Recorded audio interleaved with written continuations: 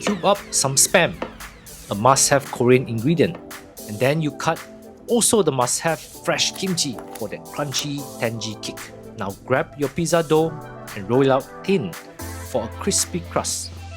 You then spread this special K sauce over your dough. Gochujang, a spicy fermented bean paste. Kimchi juice.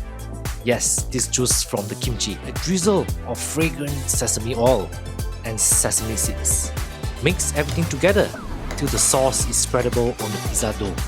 This K sauce is bold, spicy and packed with flavor. Put generous amounts of mozzarella cheese, then top it up with spam and the cut kimchi. You then bake it in the oven at 220 degrees Celsius for 15 minutes until crisp.